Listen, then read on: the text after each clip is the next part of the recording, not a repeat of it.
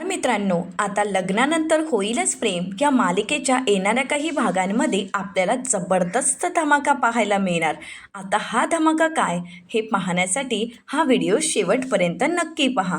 मित्रांनो, आता तुम्ही सध्या स्टार प्रवाहाचा प्रोमो पाहिलाच असेल की काव्याला परीक्षा सेंटरवर असतानाच कळा सुरू होतात आणि चक्क नंदिनीच आता काव्याची डॉक्टर बनत काव्याची डिलिव्हरी पार पाडते. मग आता नक्की पुढे काय घडतं, काव्याला अचानकच कळा सुरू कशामुळे होतात, हे तर आपल्याला या व्हिडिओमध्येच पाहायला मिळणार आहे. त्यासाठी हा व्हिडिओ शेवटपर्यंत बघा आणि चॅनलला जर सबस्क्राईब केलं नसेल तर नक्की सबस्क्राईब करा, कारण मालिकांचे असेच नवनवीन अपडेट तुम्हाला मेघ मराठी या यूट्यूब चॅनलवर मिळतच जातील. चला तर मग बघूया नक्की काव्याच्या बाबतीत काय घडलं. तर मित्रांनो, आता घरातील रामायण तर तुम्हाला कळालंच असेल. वसुहत्यांनी महाभारत घडवण्याचा प्रयत्न केला, परंतु शेवटी मानिनीताईंनी वसुहत्यांचा हा डाव उधळून लावलेला असतो. काव्याने सुद्धा आता नंदिनीची बाजू समजून घेतलेली असते आणि स्वतःला सावरलेलं असतं. आपल्या ताईने आपल्यासाठी केलेला त्याग याची जाणीव तिला होते आणि आता आपण सुद्धा आपली जबाबदारी, आपलं कर्तव्य पार पडायला हवं हे काव्याने ठामपणे ठरवलेलं असतं.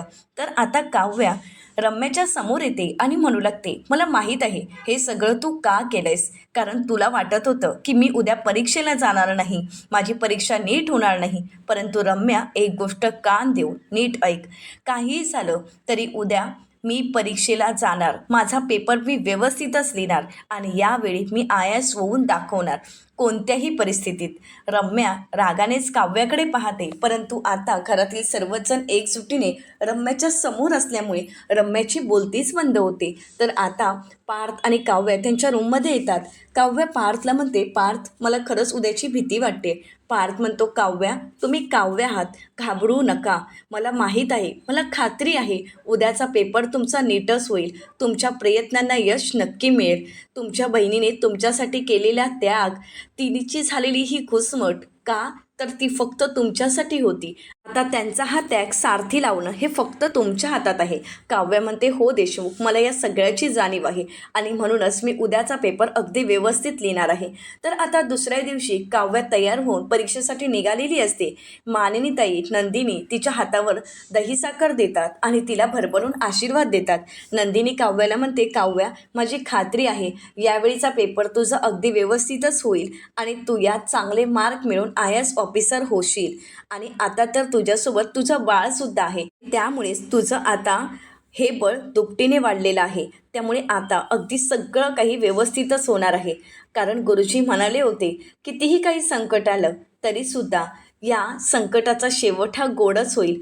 तर आता दोघेही रागानेच वसुहत्या आणि रम्याकडे पाहत असतात. कितीही प्रयत्न केले तरीसुद्धा रम्या आणि वसुहत्यांची हार झालेली असते आणि खरं तर त्यांची बोलतीच बंद झालेली असते.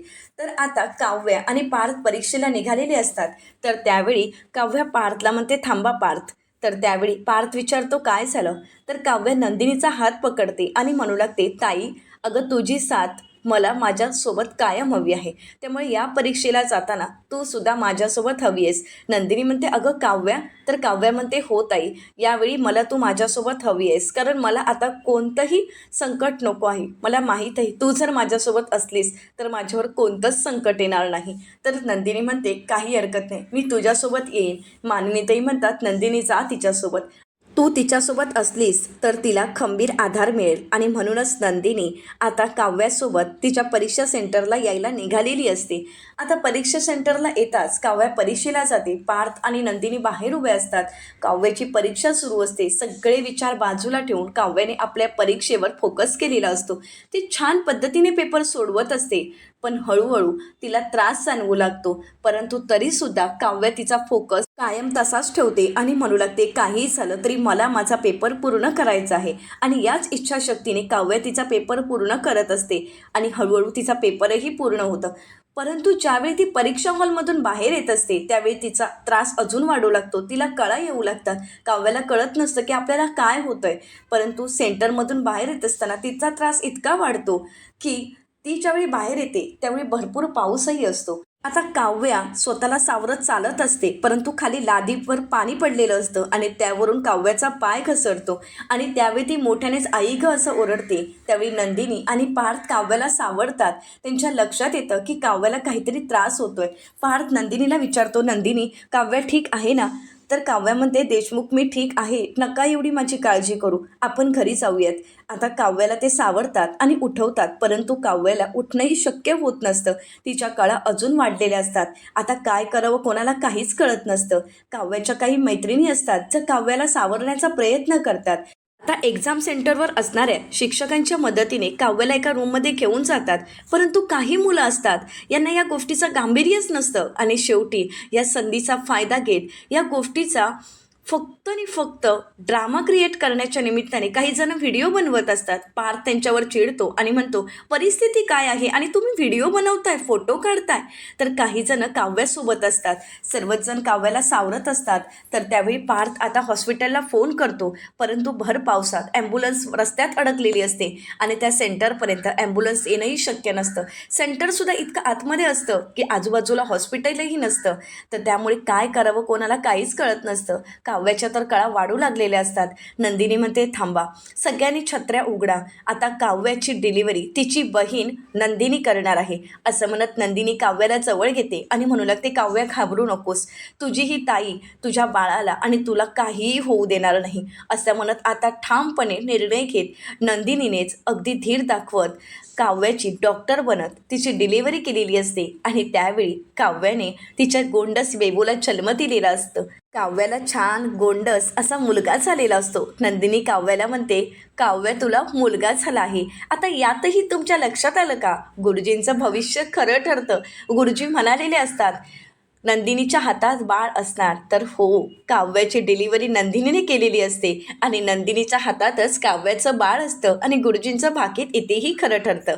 तर आता परीक्षा तर उत्तमरित्या पार पडलेली असते आणि इथे काव्याची डिलिव्हरीही सुखरूप झालेली असते. तर त्याचवेळी आर्या त्या ठिकाणी पोचते. आर्या काव्याला चेक करते तर काव्य अगदी ठीक असते आणि नंदिनी काव्याचं बाळ आर्याच्या हातात देते. आर्या बाळालाही चेक करते, बाळही अगदी व्यवस्थित असतं.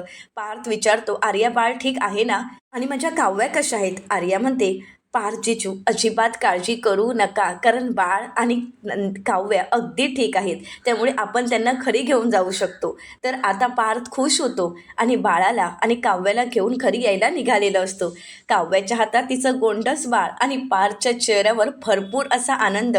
आता नंदिनी खऱ्या अर्थाने काव्याच्या बाळाची आई झालेली असते. तिनेच काव्याला पुनर्जन्म दिलेला असतो, तिच्या बाळाला वाचवलेलं असतं. आता सर्वच जण घरी यायला निघतात. आता घरी येताच काय जल्लोष होऊ शकतो.